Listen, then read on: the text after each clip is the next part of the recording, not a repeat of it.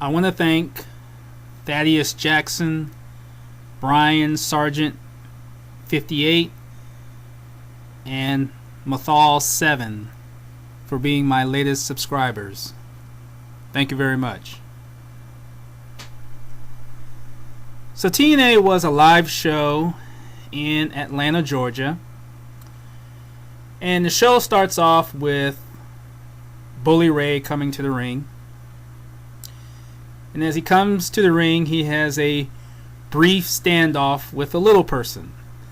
The little person does a quick thumbs down with both hands, and Bully Ray just looks at him and then continues walking to the ring. He greets Taz, and then he gets into a verbal spat with Mike Tenay. And then Bully Ray gets on the mic and introduces himself like he normally does. And he says that last year's Slammiversary was the first time that Sting got jumped by Aces and Eights. Well, actually, Sting got jumped by Aces and Eights on the Impact that followed last year's Slammiversary. At this year's Slammiversary, Bully Ray says that he single-handedly defeated Sting and that he heard that Sting is going to retire. And he goes on to say that he destroyed all the TNA heroes and that he should be in the TNA Hall of Fame. So he calls out Dixie Carter. But instead, naturally, predictably, annoyingly, Hogan comes out. And Hogan, in his own way, basically says that Bully Ray needed the help of the other members of Aces and Eights to beat Sting. And then Hogan asks if he actually heard Bully Ray say that he no longer had any competition.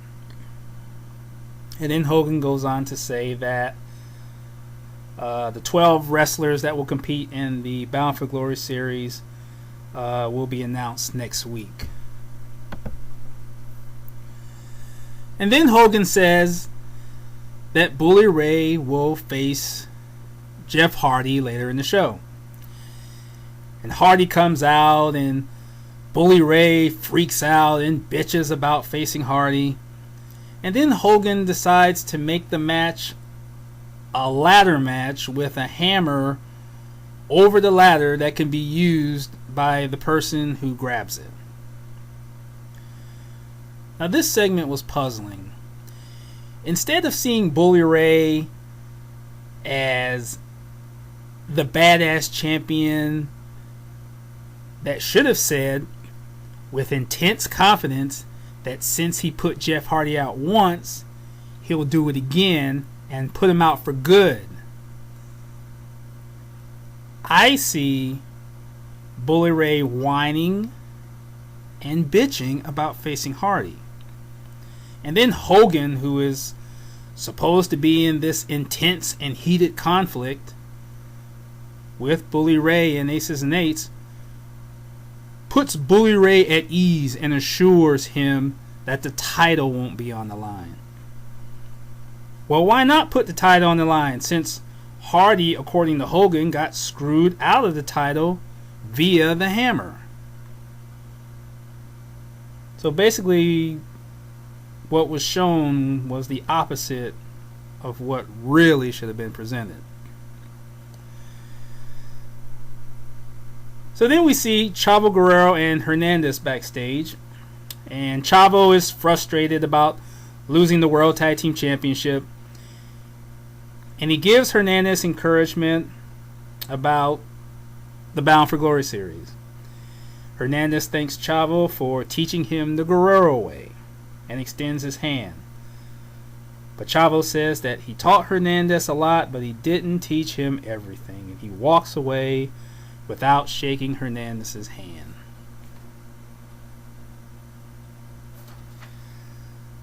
So then we have a Bound for Glory series qualifying match. Chavo Guerrero versus Hernandez. So-so match.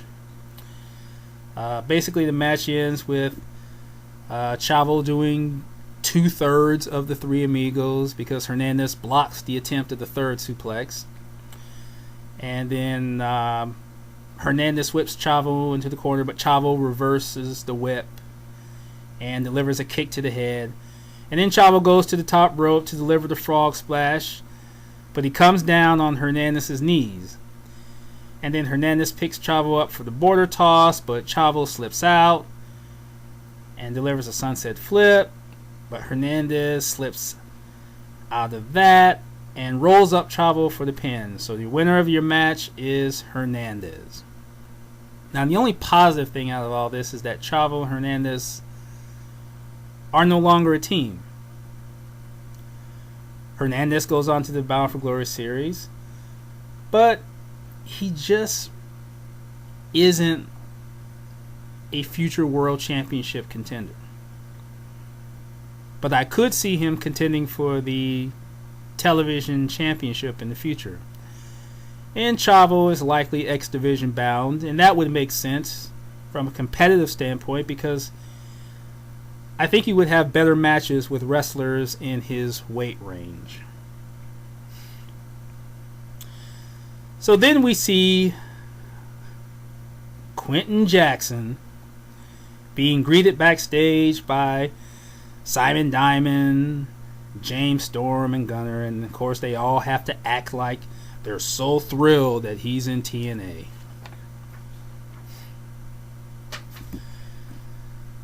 So then we see Devon coming to the ring, and Devon gets on the mic and tells the crowd to sit down and shut up. He says that the match at Slammiversary wasn't a sanctioned match and that Abyss stole his title.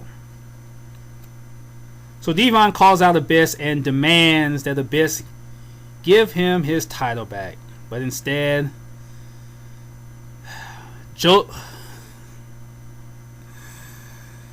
dumbass Joseph Park comes out. Park complains about being denied a shot at the TV title. Yeah, denied a shot at something that you already have. He comes into the ring and he and Devon start brawling, but Devon gets the advantage. And he knocks Park out of the ring. He hits him and then he runs his head into the ring post. Devon goes to grab a chair, and as he is about to hit Park with it, Abyss's music plays. And if you notice some of the crowd shots, did you see that no one was looking toward the entrance? No, TNA. They're not going along with it. Oh, Abyss didn't come out? Huh. So then Devon says, if Abyss won't come out, he will go looking for him.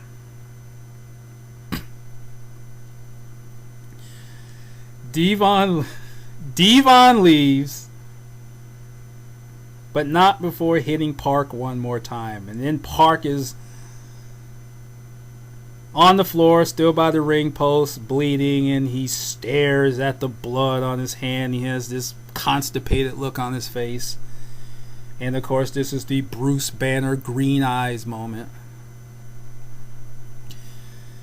Yeah. Alright. So then we see Devon and Mike Knox looking for Abyss.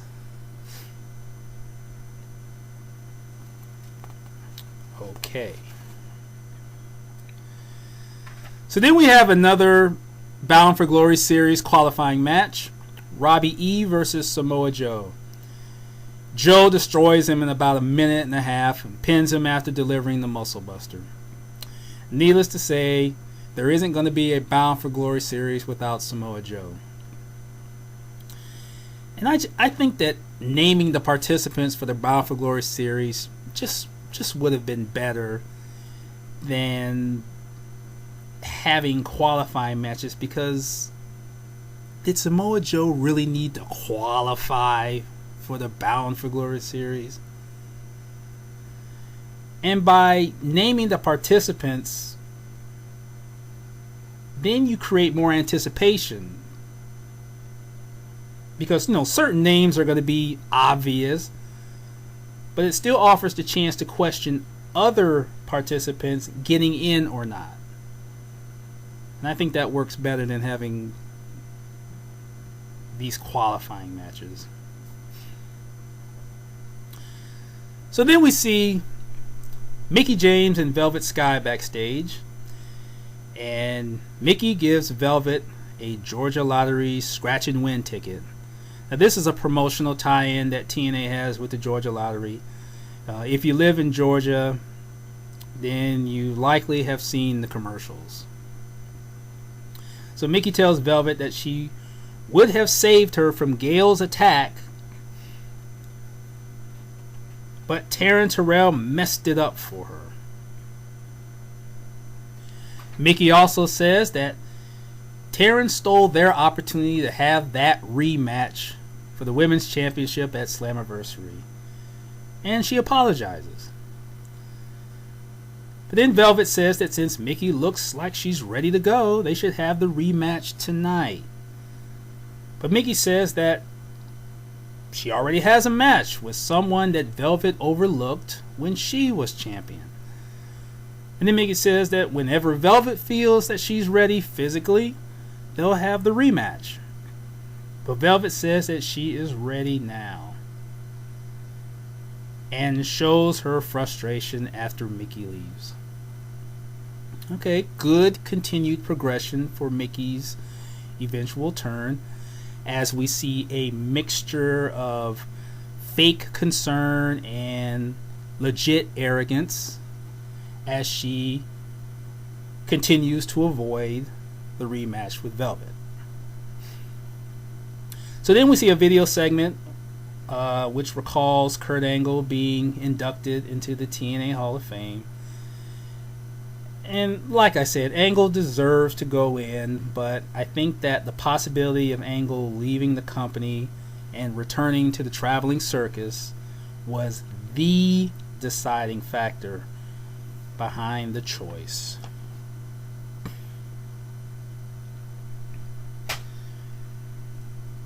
So then Jeremy Borash is in the ring, and he introduces Quentin Jackson as the newest member of TNA, the quote-unquote free agent that Dixie Carter has been referring to. And he comes to the ring to some obviously quickly thrown together theme music. Let's see. Jackson says that he started off as a pro wrestling fan in Memphis and he got addicted to knocking people out. And he says that now he's in TNA and he wants to be the best. But to be the best, he has to beat the best. Wow, that sounds familiar. Be the man, beat the man, be the best, beat the best. So then Kurt Angle comes out, and Angle tells Jackson that if he wants to beat the best, he's looking at the best. And then Jackson's left eye muscle starts twitching. And as that muscle twitches, Angle says that Jackson may be the best in the cage, but this is Angle's world. And Jackson will have to go through him. So they stare at each other. And then they shake hands.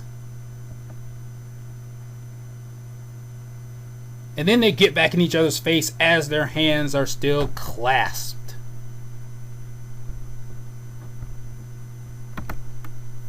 And then Angle leaves. I really don't know what to make of this. Are we really supposed to take a wrestling match between Kurt Angle and Quentin Jackson seriously?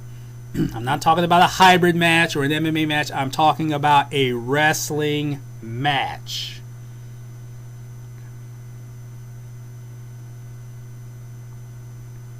But this is obviously a situation that is being forced on TNA. I mean, it's not like Dixie went out and personally signed Quentin Jackson to a TNA contract. This is part of TNA once again having to promote Bellator because Spike TV says so. And TNA will likely have to promote Jackson's Bellator fights and continue to promote Bellator in general. The thing is, how deep will Quentin Jackson penetrate TNA's storylines?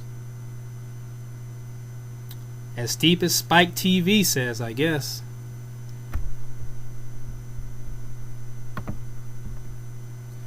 So then we see Bully Ray and Mr. Anderson backstage.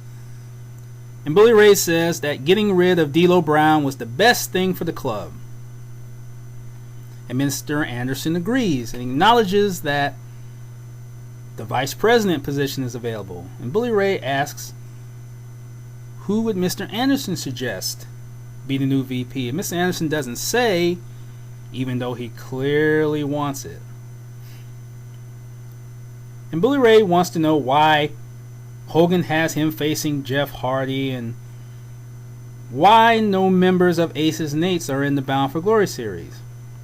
And Mr. Anderson asks Bully Ray if he needs any help from him and the others during the match with Jeff Hardy.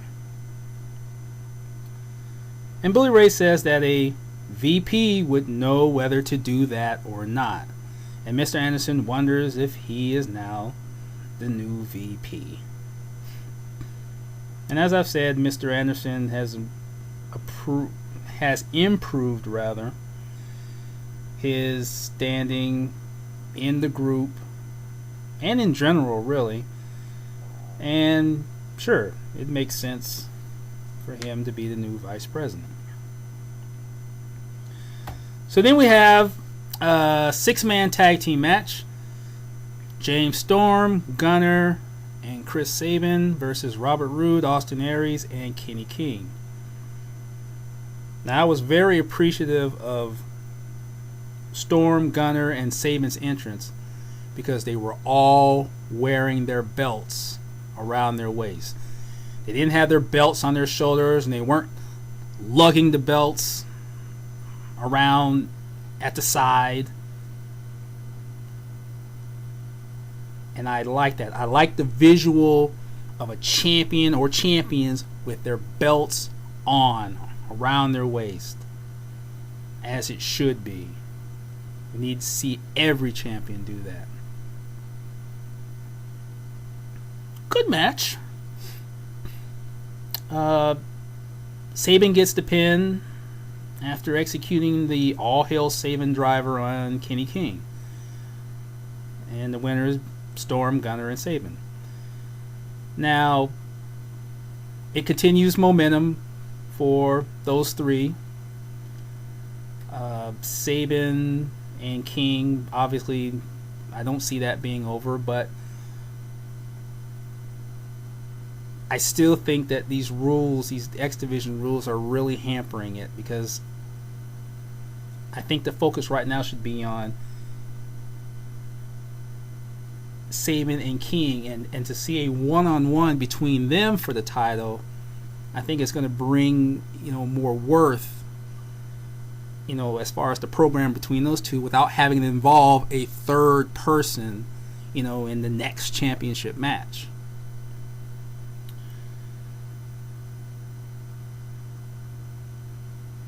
And as far as Storm and Gunner are concerned, being the new champions, now that Chavo and Hernandez are broken up, we still have 3 teams basically for the most part. So we still have the same problem as before, 3 tag teams.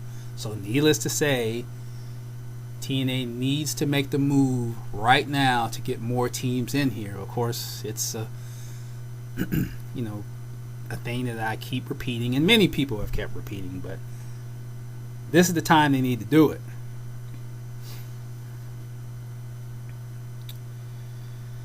So then we see Devon and Mike Knox still looking for Abyss. Still. And we see them go through a door.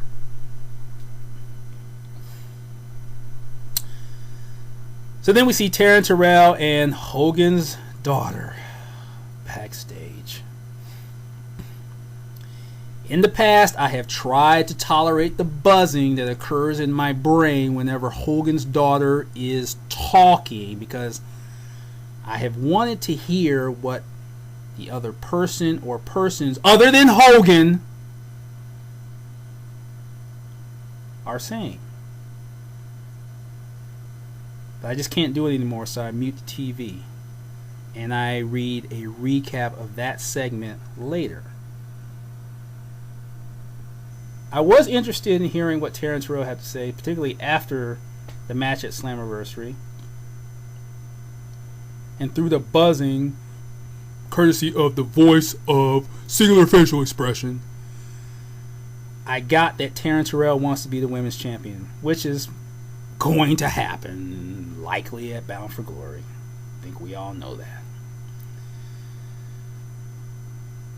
Hogan's daughter, aka singular facial expression, hasn't said or done anything significant in the year that she has been with the company. So my not discussing any segment with her in it is not going to be an issue as far as my analysis goes. In other words, I'm not missing anything.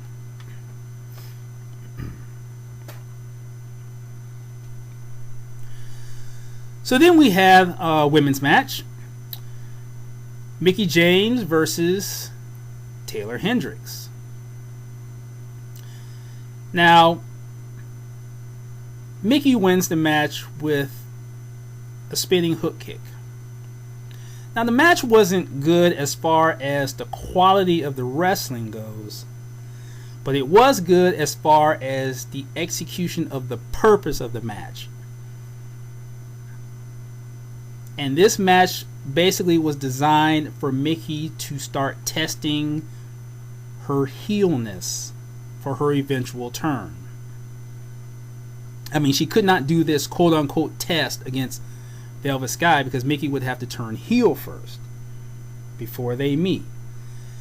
And Brooke Tessmacher is not around, but that might be a program that you want to save at least a first time meeting between those two with Mickie as champion for a later time. You know, you want to save that for a later time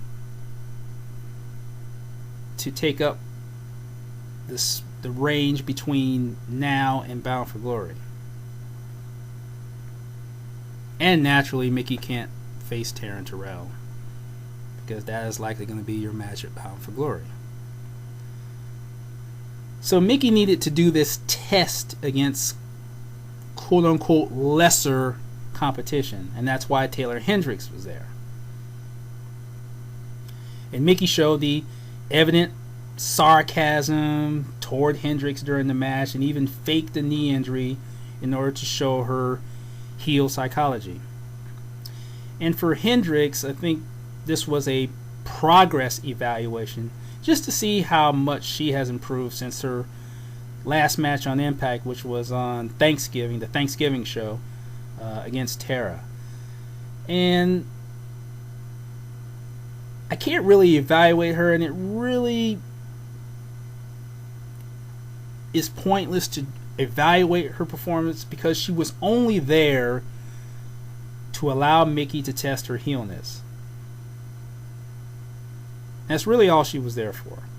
And the match served its purpose.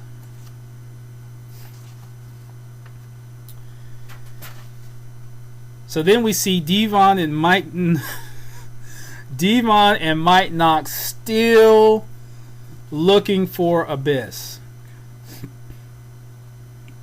And then Devon leaves Mike Knox behind to go look for Abyss. And then we get TNA's version of Shadow Theater as we see the camera tilt upward and we see the silhouette of Mike Knox, and then we see a silhouette coming up behind him, and it's that of Abyss, and Abyss grabs Mike Knox, and then the camera tilts back down and Devon comes into the shot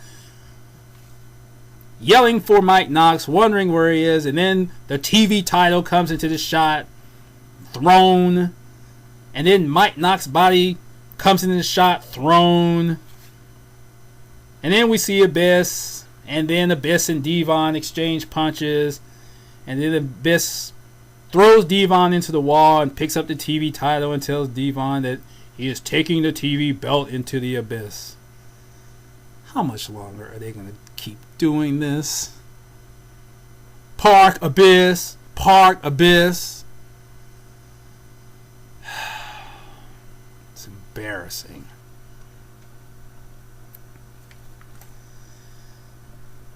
So then we see a video recap of the main event between Sting and Bully Ray at Slammiversary.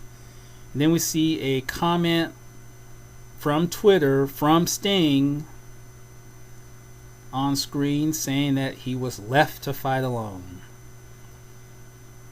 And then we find out that Sting will be on the show next week. There also will be a Bound for Glory qualifying match, Kurt Angle versus AJ Styles, and there will also be another Bound for Glory qualifying match, Bad Influence versus James Storm and Gunner, a tag team qualifying match. Okay. But back to Angle and Styles. See, this is what I'm talking about these qualifying matches. Now, you know damn well that both of these men should be in the Bound for Glory series, and I think they're going to be. So are we really supposed to believe that one of them won't be in it by way of this qualifying match? I mean, seriously. I mean, come on. You know they should both be in it, and likely will be. Unless I am totally surprised. But I think they'll both be in it. So then we have the main event, the ladder match with the Hammer at stake. Bully Ray versus Jeff Hardy. Decent match. I think the highlight of the match was when Hardy kicked the ladder into Bully's balls, and Bully sold it very effectively, not just at the moment of impact, but for the rest of the match. The match ends with Bully Ray getting the hammer, and he attempts to hit Hardy with it. Hardy kicks him in the midsection, delivers the twist of fate, and the hammer goes flying up into the air, and it lands on the other side of the ring. And Hardy picks up the hammer and swings it twice at Bully Ray, missing both times. And then Bully Ray leaves the ring and runs to the back. And Hardy chases him but falls, and it appears that Hardy has a hip injury, and it looks like it's a legit injury. And the show ends. For me, it ended because my power went out because of some bad weather in my area. So when the power was restored, probably like 20 minutes later, I went online to find out how the show ended. And I see that I really didn't miss anything.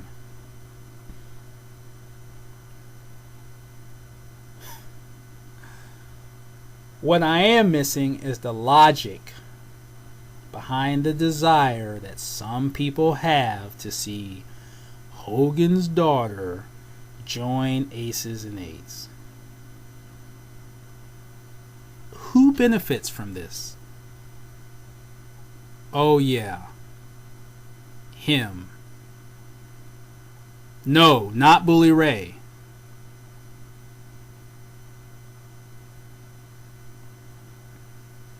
I'm Tazmar 2002, and that was my TNA Impact Analysis for June 6, 2013. If you're listening to me on YouTube, Please leave your comments below. Click the like or dislike button. And if you subscribe, I would really appreciate it. I am an administrator on the Wrestling News Talk Facebook page, so if you're listening to me there, please leave any comments below and click the like button if you like what I've been saying. The Wrestling News Talk Facebook page is run by Andre Corbeil, and you can check out some of his videos there if you have not checked him out. He also has a YouTube channel that's Andre Corbeil. Corbeil spelled Corbeil. If you have not watched his videos, I definitely would recommend them. The man is very informative and very entertaining. He knows his wrestling, so give him a look.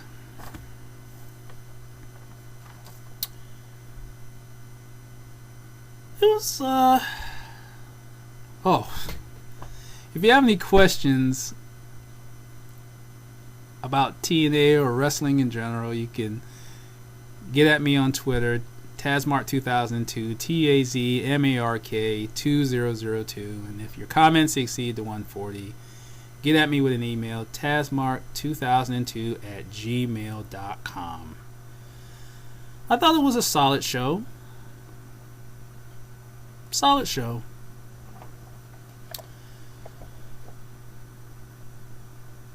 And I want to leave a note for Dixie Carter.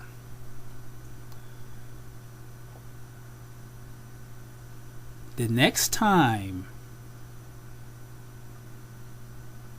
you choose to go on Twitter when you feel the urge to hype something, don't. I'm Tazmark2002. Gone.